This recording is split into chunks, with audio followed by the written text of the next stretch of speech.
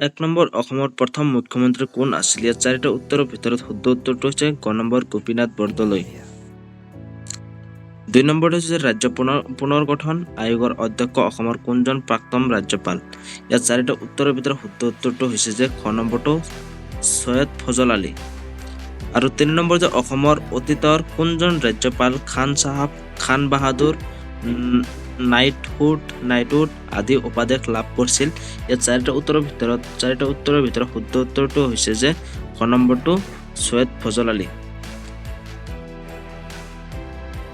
4 নম্বৰটো হৈছে কাৰ জ্যেষ্ঠ ভাতৃত্বে ভাৰতীয় জাতীয় কংগ্ৰেছ সভাপতি পদ অধিষ্ঠিত হৈছিল? ইয়াৰ চাৰিটা উত্তৰৰ ভিতৰত শুদ্ধ উত্তৰটো হৈছে ক নম্বৰ নৱকান্ত বৰুৱা। 5 নম্বৰটো হৈছে যে জৰুৰীকালীন অৱস্থা ভাৰতীয় জাতীয় কংগ্ৰেছ সভাপতি কোন আছিল? ইয়াৰ চাৰিটা উত্তৰৰ ভিতৰত শুদ্ধ উত্তৰটো হৈছে খ নম্বৰ দেৱকান্ত বৰুৱা।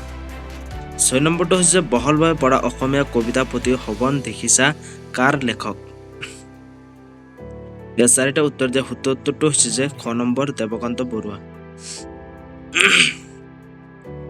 7 নম্বৰটো যে অবিভক্ত অসমৰ প্ৰথম মুখ্য আয়ুক্ত ৰিচাৰ্ড হাৰ্টে কেটিংগাৰ নামেৰে শিলচৰত এটা পদ আছে আৰু তেওঁৰ স্থিতি কি আছিল?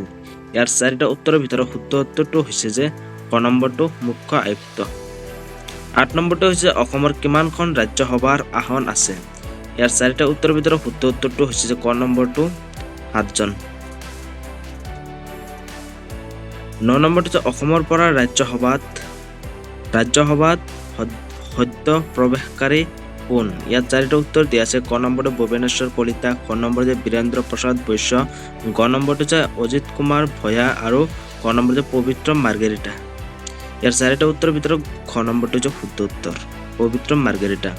10 নম্বৰটো যে অসমৰ বৰ্তমান ৰাজ্যসভাৰ সদস্য পবিত্ৰ মাৰ্ঘেৰিটা কোনখন আলোচনীৰ সম্পাদক আছিল?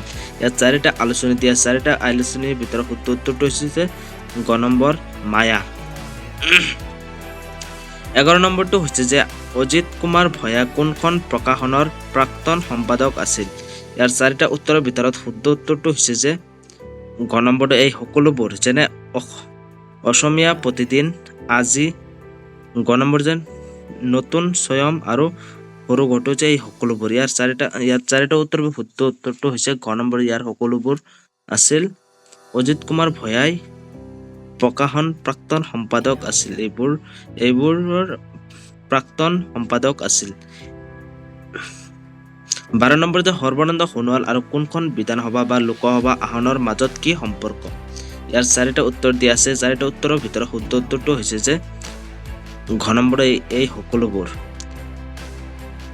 মাজুলী লখিমপুৰ লোকসভা সমষ্টি, ডিব্ৰুগড় লোকসভা সমষ্টি আৰু এই সকলোবোৰ। ইয়াৰ শুদ্ধ উত্তৰটো এই সকলোবোৰ। 13 নম্বৰটো হৈছে তৰুণ গগৈৰ ৰচনা কোনখন গ্ৰন্থ? ইয়াৰ চাৰিটা উত্তৰ দিয়া আছে। চাৰিটা উত্তৰৰ ভিতৰত শুদ্ধ উত্তৰটো হৈছে যে ক নম্বৰ টাৰ্ণ আউট ফ্ৰণ্টৰ পৰা অসমৰ অগহাৰিৰ। 14 নম্বৰ যে হিমন্ত বিশ্ব শৰ্মা কোনখন গ্ৰন্থ লিখিছিল? ইয়াৰ চাৰিটা উত্তৰৰ ভিতৰত শুদ্ধ উত্তৰটো হৈছে যে গ নম্বৰ এই সকলোবোৰ। হিমন্ত বিশ্ব শৰ্মাই 3টা গ্ৰন্থ লিখিছিল, যেনে এটা হৈছে সপোনৰ পাম খেতি, আৰু খ নম্বৰ যে ভিন্ন সময় অভিন্ন মত, আৰু গ নম্বৰ যে সমাগত সময়, আৰু ঘ নম্বৰ এই সকলোবোৰ। ইয়াৰ শুদ্ধ উত্তৰটো এই সকলোবোৰ। 15 নম্বৰটো হৈছে যে অসম গণ পৰিষদ প্ৰগতিশীল বৰ্তমান বন্ধ হৈ যোৱা কোনে প্ৰতিষ্ঠা কৰিছিল? ইয়াৰ চাৰিটা উত্তৰ দিয়া। চাৰিটা উত্তৰৰ ভিতৰত শুদ্ধ উত্তৰটো হৈছে যে গ নম্বৰ প্ৰফুল্ল কুমাৰ মহন্ত। 16 নম্বৰটো যে কি তাৰিখত অসম চুক্তি স্বাক্ষৰিত হৈছিল? ইয়াৰ চাৰিটা উত্তৰৰ ভিতৰত শুদ্ধ উত্তৰটো হৈছে যে গ নম্বৰটো 15 আগষ্ট 1985 চনত। অসম চুক্তি হৈছিল 1985 চনৰ 15 আগষ্ট তাৰিখে। 17 নম্বৰটো হৈছে যে কুৱেশ্যন নম্বৰ 17টো হৈছে অসম চুক্তি স্বাক্ষৰ কৰাৰ সময়ত ভাৰতৰ প্ৰধানমন্ত্ৰী কোন আছিল? ইয়াত ক নম্বৰটো হৈছে ইন্দিৰা গান্ধী, খ নম্বৰ PV নৰসিংহ ৰাও, আৰু গ নম্বৰ মনমোহন সিং, আৰু সৰু ঘটো হৈছে ৰাজীৱ গান্ধী। ইয়াৰ চাৰিটা উত্তৰৰ ভিতৰত শুদ্ধ উত্তৰটো হৈছে যে ৰাজীৱ গান্ধী, খ নম্বৰটো শুদ্ধ উত্তৰ। 18 নম্বৰ যে অসম আন্দোলনৰ প্ৰথম শ্বহীদ কোন আছিল? ইয়াত 4টা উত্তৰ দিয়া আছে। 1 নম্বৰ যে খগেশ্বৰ তালুকদাৰ, 2 নম্বৰ যে দিলীপ পুজুৰী, আৰু 3 নম্বৰ যে শুক্ৰেশ্বৰ কলিতা, আৰু 4 নম্বৰ যে ৰঞ্জিত ভৰ পূজাৰী। 4টা উত্তৰৰ ভিতৰত শুদ্ধ উত্তৰটো যে হৈছে যে ক নম্বৰটো খগেশ্বৰ তালুকদাৰ। 19 নম্বৰটো হৈছে যে কোনখন চহৰৰ পৰা অসম আন্দোলনৰ প্ৰথম শ্বহীদ হৈছিল? ইয়াত 4টা উত্তৰ দিয়া আছে। 4টা উত্তৰৰ ভিতৰত শুদ্ধ উত্তৰটো হৈছে যে গ নম্বৰটো বৰপেটা। 20 নম্বৰটো হৈছে যে ঐতিহাসিক অসম চুক্তিৰ সময়ত অসমৰ মুখ্য সচিব কোন আছিল? ইয়াৰ 4টা উত্তৰৰ ভিতৰত শুদ্ধ উত্তৰটো হৈছে যে খ নম্বৰ পি ত্ৰিবেদী। আৰু 21 নম্বৰটো হৈছে যে ঐতিহাসিক অসম চুক্তিৰ সময়ত ভাৰতৰ গৃহ সচিব কোন আছিল? ইয়াত 4টা উত্তৰ দিয়া আছে। 4টা উত্তৰৰ ভিতৰত যেনে P Trivedi, Ajay Kumar Volga, R.D. প্ৰধান, আৰু এইবোৰ কোনোটোৱেই নহয়। ইয়াৰ শুদ্ধ উত্তৰটো হৈছে চি নম্বৰটো, অৰ্থাৎ গ নম্বৰটো R.D. প্ৰধান। 22 নম্বৰটো হৈছে যে ইংৰাজে নিযুক্তি দিয়া অসমৰ শেষ ৰাজ্যপাল কোন আছিল? ইয়াৰ 4টা উত্তৰৰ ভিতৰত শুদ্ধ উত্তৰটো হৈছে যে ছাৰ মহম্মদ ছালে আকবৰ হাইদৰী।